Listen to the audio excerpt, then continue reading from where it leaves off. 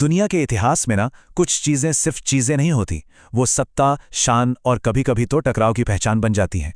आज हम बात कर रहे हैं ऐसे ही एक हीरे की, कोहिनूर। एक ऐसा पत्थर जिसकी कहानी में साम्राज्यों के बनने और बिखरने की पूरी दास्तान कैद है।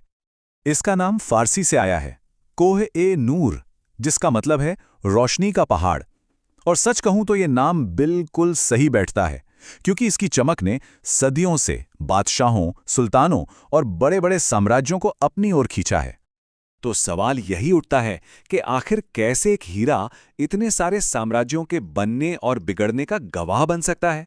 चलिए आज इस हीरे के हजारों साल पुराने सफर को परत दर परत खोल कर देखते हैं। तो इस कहानी की जड़ें हैं प्राचीन भारत में, जहां ये अनमोल रत्न पहली बार जमीन से निकला। ऐसा माना जाता है कि कोहिनूर आज के आंध्र प्रदेश की मशहूर कोल्लूर खदान से मिला था, और यहीं से इसका वो लंबा सफर शुरू हुआ जिसने इतिहास का रुख पता नहीं कितनी बार बदला।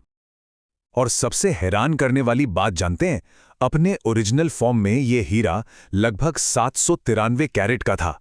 जरा सोचिए कितना विशाल और कितना कीमती रहा होगा ये। इसकी यही भव्यता थी जिसने इसे शुरुआत से ही एक लेजेंड बना दिया।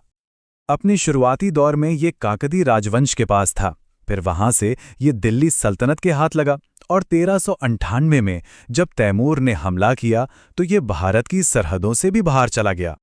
अब कहानी उस दौर में आती है जब कोहिनूर मुगल सल्तनत की शान बना, और यहीं इसे वो नाम मिला जिससे आज पूरी दुनिया इसे पहचानती है। भारत वापस आने पर यह हीरा मुगलों के शाही खजाने का सबसे बेशकीमती नगीना बन गया। बादशाह शाहजहां ने तो इसे अपने मशहूर मयूर सिंहासन यानी पीकॉक थ्रोन में जड़वा दिया था, जो उस वक्त दुनिया की सबसे कीमती चीजों में से एक माना जाता था।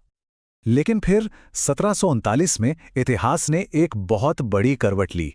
ईरान के शासक नादिर शाह ने दिल्ली पर चढ़ाई की और कमजोर हो चुके मुगलों का पूरा खजाना ही लूट लिया।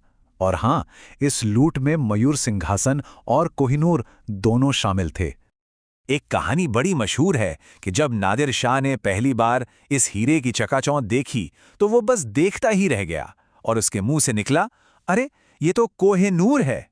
और बस उसी एक पल में इस बेनाम से हीरे को अपनी वो पहचान मिल गई जो आज तक कायम है। पर कोहिनूर का सफर यहां खत्म नहीं हुआ। ये एक बार फिर भारत लौटा, लेकिन इसकी घर वापसी ज्यादा दिन नहीं चली, और जल्द ही ये एक नए और शायद सबसे विवादित चैप्टर का हिस्सा बन गया। 1813 में यह हीरा पंजाब के शेर महाराजा रणजीत सिंह के पास आ गया। उनके लिए यह सिर्फ एक कीमती पत्थर नहीं था, बल्कि यह सिख साम्राज्य की ताकत और भारत की अनमोल विरासत का प्रतीक था। लेकिन फिर 1849 में दूसरे एंग्लो सिख युद्ध में सिख साम्राज्य हार गया और अंग्रेजों ने पूरे पंजाब पर कब्जा कर लिया। इस एक जीत के साथ ही कोहिनूर का भविष्य हमेशा हमेशा के लिए बदल गया।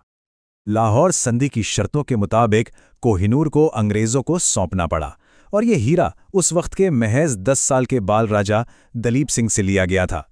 शायद यही वजह है कि यह घटना आज भी भारतीय इतिहास के सबसे दर्दनाक और विवादित किस्सों में से एक है। अब हमारी कहानी आ पहुंचती है मॉडर्न दौर में। यहां कोहिनूर को एक नया रूप दिया गया, और वो एक ऐसे इंटरनेशनल विवाद का सेंटर बन गया जो आज तक सुलझ नहीं पाया है। जब ये हीरा क्वीन विक्टोरिया को दिया गया तो उन्हें इसकी भारतीय कटिंग कुछ खास पसंद नहीं आई, तो चमक बढ़ाने के नाम पर इसे दोबारा तराशा गया। और इस प्रोसेस में क्या हुआ, इसका वजन 793 कैरेट से घटकर सिर्फ 105.6 कैरेट रह गया। मतलब इसने अपना 85% से ज्यादा वजन हमेशा के लिए खो दिया। आज की तारीख में ये ब्रिटिश क्राउन जूल्स का हिस्सा है, लेकिन इस पर सिर्फ एक नहीं बल्कि 4 देश अपना हक जताते हैं: भारत, पाकिस्तान, ईरान और अफगानिस्तान। और हर देश का दावा इसके इतिहास के किसी ना किसी दौर से जुड़ा हुआ है। कोहिनूर के साथ एक मशहूर श्राप की कहानी भी जुड़ी हुई है। कहते हैं कि जो भी पुरुष इस हीरे का मालिक होगा वो दुनिया पर राज तो करेगा, लेकिन दुनिया की सारी बदनसीबी भी उसी के हिस्से आएगी। सबसे दिलचस्प बात यह है कि यह श्राप सिर्फ पुरुषों पर असर करता है, महिलाओं पर नहीं। शायद यही वजह है कि ब्रिटिश शाही परिवार में इसे हमेशा कोई महारानी या क्वीन कंसॉर्ट ही पहनती हैं, किसी राजा ने इसे कभी अपने ताज में नहीं पहना। तो ये है कोहिनूर के पूरे सफर का एक छोटा सा सार। काकती राजवंश से लेकर मुगलों तक, फिर नादिर शाह से महाराजा रणजीत सिंह और आखिर में ब्रिटिश साम्राज्य तक। हर एक नाम एक नए युग और एक नई कहानी को बयां करता है। तो क्या कोहिनूर एक खजाने का शानदार सफर है या फिर ताकत के दम पर हुई लूट का एक लंबा इतिहास? ये आज भी एक प्रतीक बना हुआ है, कुछ लोगों के लिए शाही विरासत का, तो कुछ के लिए औपनिवेशिक दौर के एक गहरे जख्म का। और इसका आखिरी अध्याय वो भी लिखा जाना बाकी है।